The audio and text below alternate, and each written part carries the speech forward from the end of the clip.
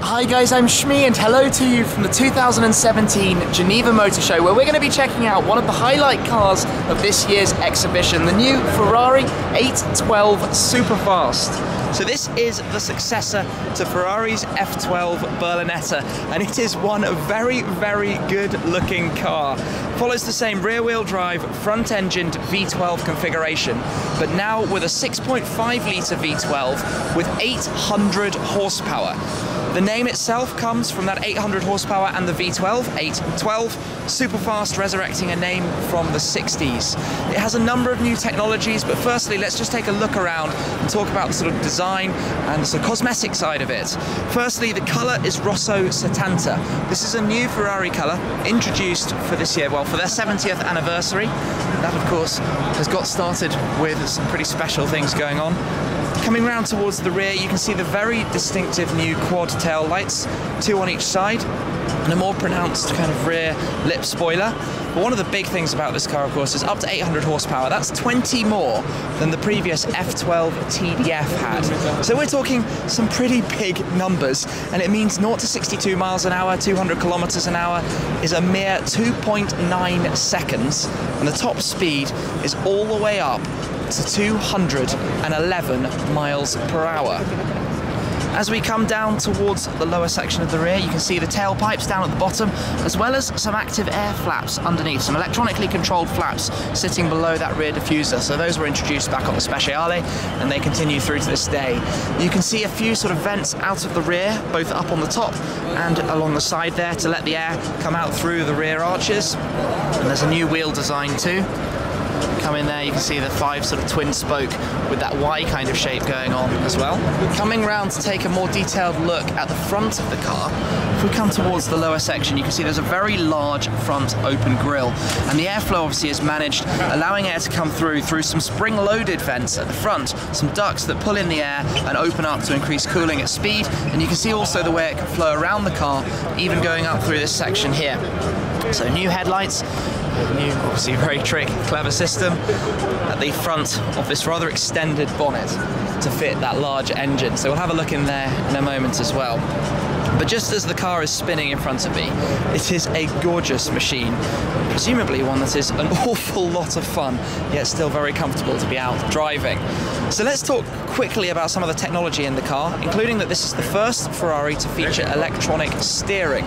Now, it's been done in a way that means that the steering system is connected to the same ECU that controls Ferrari's virtual short wheelbase, version 2, second version, which is the shortening of the wheelbase through a virtual system whereby the rear wheel steer can shorten or aid the turning on aggressive turns by turning in the opposite direction, and aid stability by turning in the same direction at speed.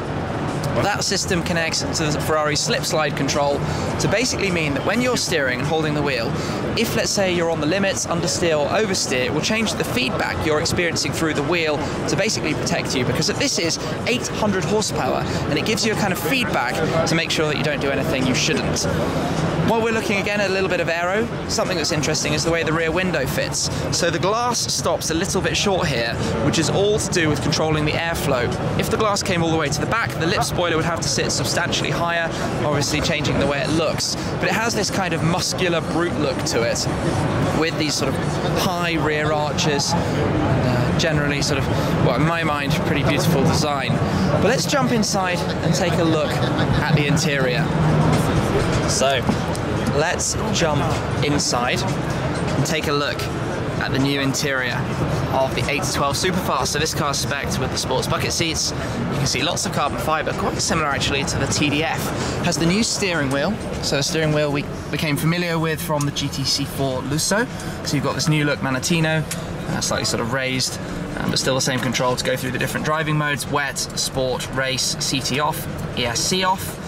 Engine start button here, of course. Bumpy road mode to soften the suspension, but slightly new controls and this sort of thinner, smaller carbon section in the middle. Looking up, we've got the LED shift lights up top and a new sort of, well, updated display. I can see the resolution of the logos of the 812 Superfast on the left and the Ferrari logo on the right. Quite high, and we've got the large rev counter in the centre. 8,500 or so is where you'll find your rev limiter. pretty high, and you have a very nice noise going on when you reach up there. Over on the passenger side, you've got a display here for some information. Let's see if we can turn that on. The car's not powered at the moment. But let's take it in and look around a little bit more. Climate controls in the middle. This is for your right-hand display, and then on the left side you can control the left display. In the center, reverse auto, and obviously your launch control if you want to hit that 2.9 seconds 0 to 60. Got an armrest with a small sort of storage bucket in here, but carbon fiber trim everywhere. It's actually very nice in here.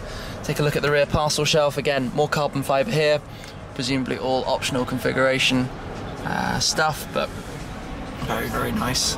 But again, a sort of style that we're familiar with and used to. JBL sound system, just slightly updated.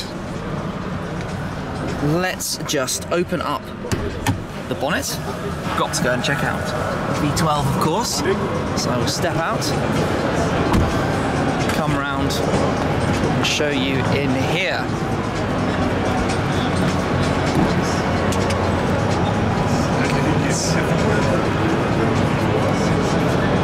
So, pull the latch, lift it up, and we are greeted by that V12, and it is such a work of art. The beauty of a Ferrari engine.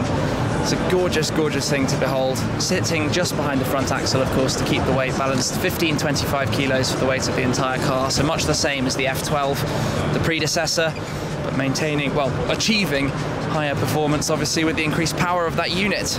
720 Newton meters or so at the top end, while available from about 7,500 RPM.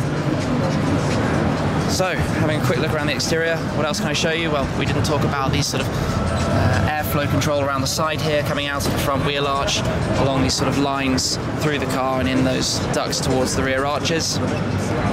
Shaped mirrors, of course, again, to help with the airflow across the car. But really, it is a beautiful, beautiful thing. Just going to press the button here to open the rear luggage space so we can have a look back here. Look at the storage available. And there we go, we've got the luggage set included inside the boot at the moment. 2 cases and a suit hanger as well at the top. I like the way you can see all the way through, kind of a 3-door hatchback almost. Well, it is a hatchback, the way the glass opens up. See that part in the center. Let's also take a quick look at this car, finished in satin grey. Not sure satin would be quite my choice. I guess nice to see, and it's got a slightly different interior setup with the more sort of comfort seats installed that you can see. Standard seat option, and a different kind of style and design as well. Doesn't look quite as sort of sporty and sharp, I guess, as the other car. But let's explore the stand, see what else is on show.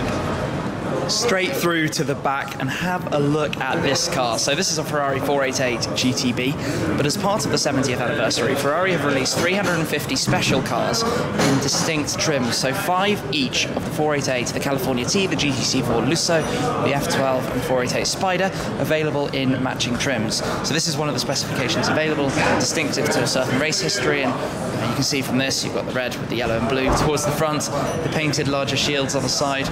Basically, a very unique and interesting look to it in the sort of atelier back here at the back of the stand. And back out to the front, we have a 488 Spider sitting there.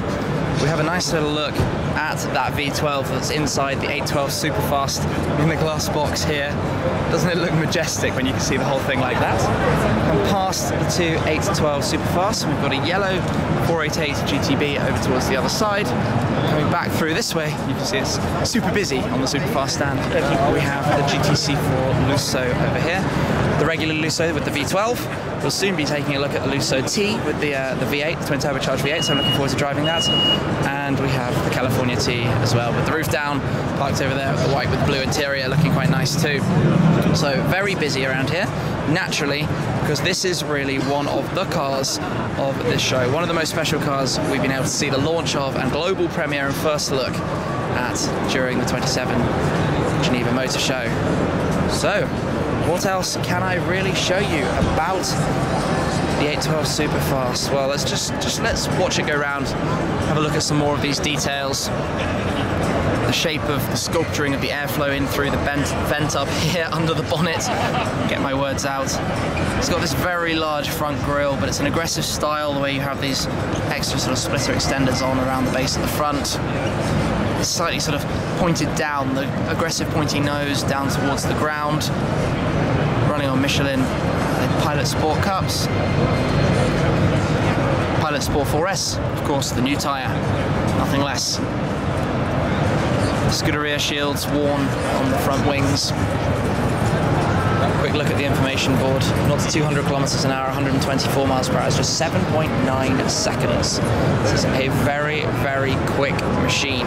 Interesting the way this diffuser works. It points very much upwards. And like I mentioned, if we come right down underneath, you can probably just about see the flap here that can open up electronically to assist sort of downforce and keep the car steadier.